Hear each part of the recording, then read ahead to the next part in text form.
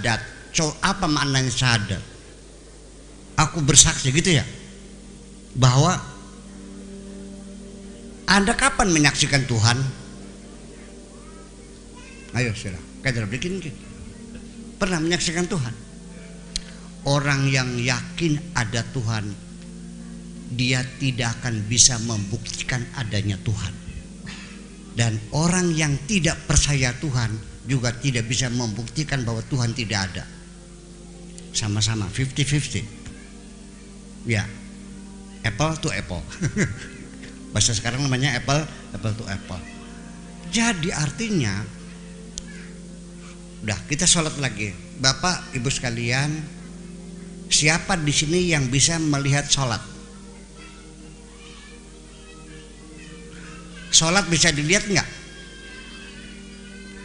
Saya sampai sekarang tidak pernah melihat sholat. Yang saya lihat adalah orang yang sedang melakukan sholat. Ayo sekarang. Sholat siapa? Buka kitabnya. Saya juga santri kok. Itu semua saya baca juga kan. Itu. Dan saya juga berterima kasih.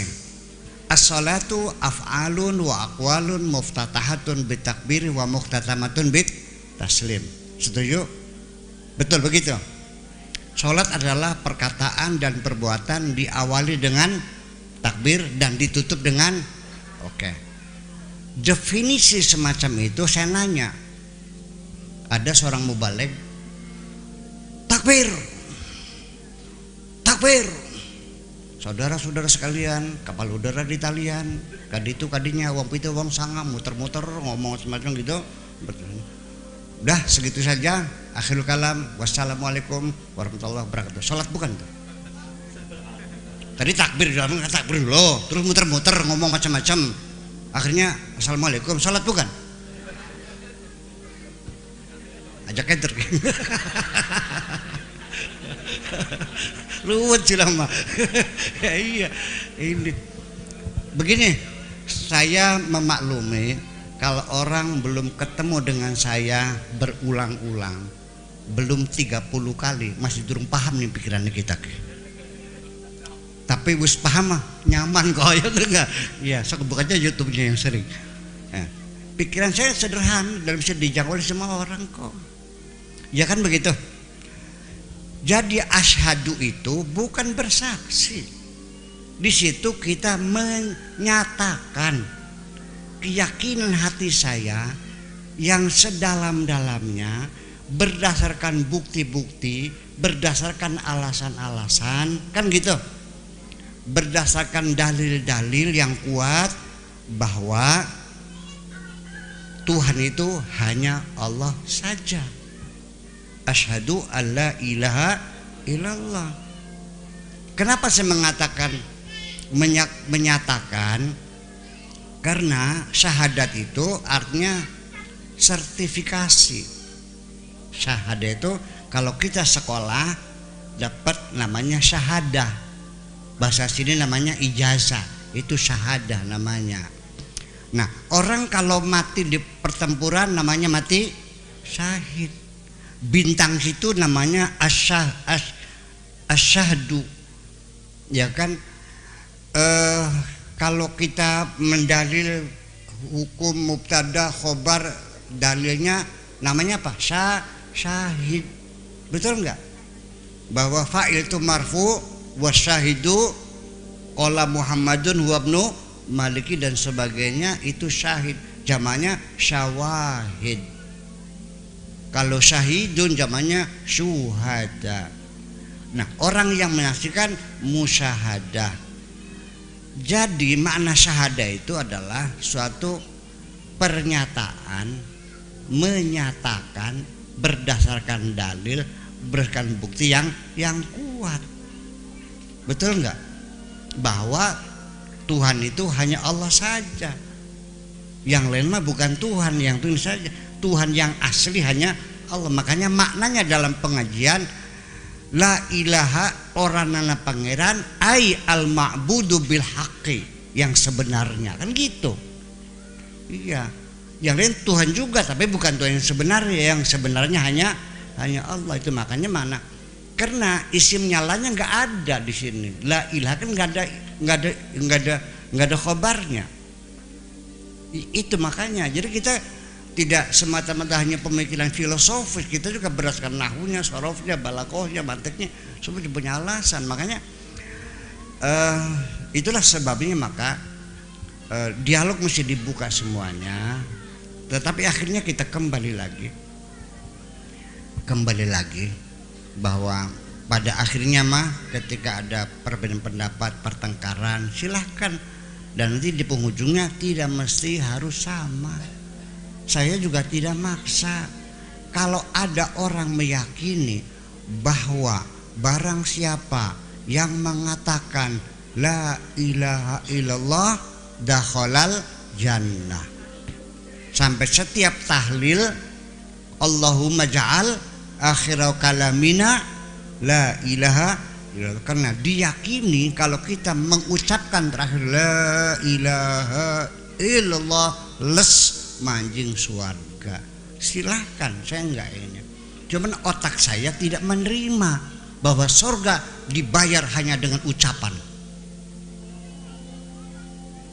Surga dibayar dengan darah dan keringat, dengan harta, dengan jerih payah. Wong gue masih mainnya baik, kental-kental 20 tahun nyelengan aja. Mending surga. Ya kan begitu. Jadi, kenapa jadi begitu? Di situ ada distorsi namanya. Yang dimaksudkan Rasul Kanjeng Nabi menjamin masuk surga, siapapun yang menerima kalimat tauhid dijamin masuk surga, itu bukan yang mengatakan. Karena orang Arab sendiri datang pada Nabi, qalu amanna. Lalu kata Allah mengatakan bal qulu aslamna. Katakanlah aslamna, jangan bilang amanna, bahwa kamu baru muslim, baru maca syahadat, baru sholat, baru puasa, baru muslim. Jangan bilang mukmin. Alasannya apa? Walamma yadkhulul imanu fi qulubihim, karena mereka belum beriman, imannya belum masuk ke dalam hati, baru muslim. Jadi yang masuk surga yang mukmin dong, bukan yang muslim. Betul enggak? Kita berdalil. Nah makanya saya menjadi aneh. Itulah makanya orang Islam akhirnya lalawora, gampang meremehkan, dikiranya masuk surga semudah itu hanya dengan mengucapkan, kayak film Barbie, kata-kata jreng gitu. Ya tolong dong, jangan menghayal terlalu tinggi dong, ya kan? Ya bagaimana Anda masuk surga, tetangga kelaparan dibiarkan kok? Betul? Anak yatim terlantar tidak diantar ke sekolah, dari mana surganya? Betul enggak? Nah, kalau orang yatim masih terlantar, orang miskin kelaparan, maka sholatmu akan dibayar dengan neraka oleh Allah. Tidak semudah itu masuk surga. Jadi bukan mengatakan la ilaha illallah, tetapi barang siapa yang menerima kalimat tauhid, itu artinya yang mendukung perjuangan Kanjeng Nabi, itu yang dijamin masuk surga. Mendukung itu gimana? Pak Kowo nyalon Kowo ya dulu, sekarang udah jadi kan. Nah Pak Kowo nih rokok khawatir nih 10 bos nih, 10 bal sok yang datang nih bagi rokoknya. Apalagi nih Pak Kowo tuh jalan tuh dicor tuh balku, nah duitnya udah saya bayar. Ada yang ngejalan cor, ada yang nyumbang rokok, nyumbang duit, kan begitu. Setelah jadi diangkat nggak mereka? Diangkat nggak? Nah itu yang mendukung perjuangan Nabi, bukan yang menyanyikan lagu-lagu. Baku siapa namanya? Basari. Maskari,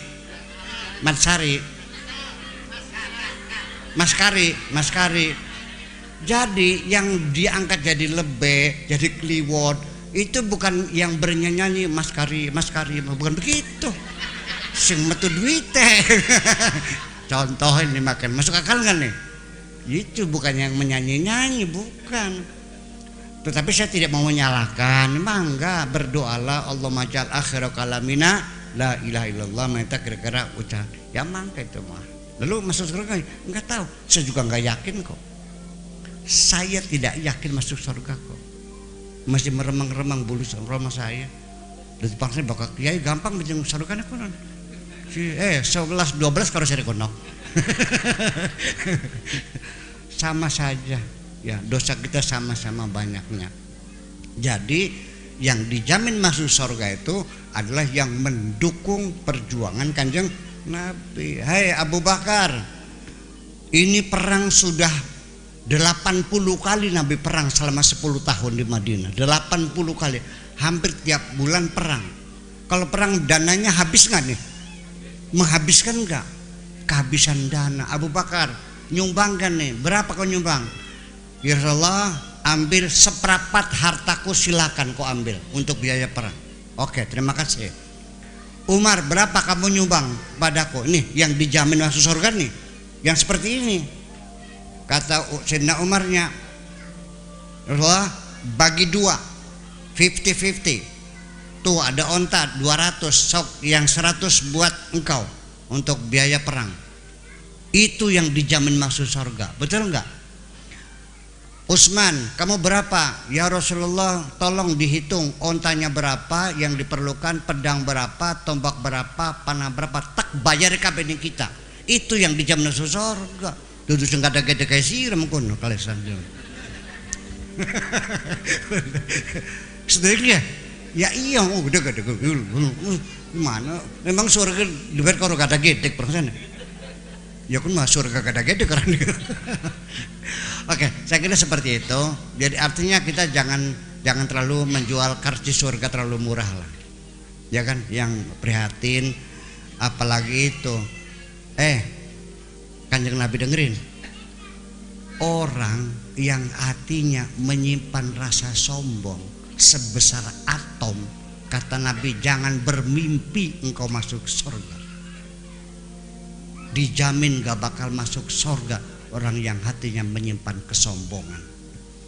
Tidak semudah itu masuk surga.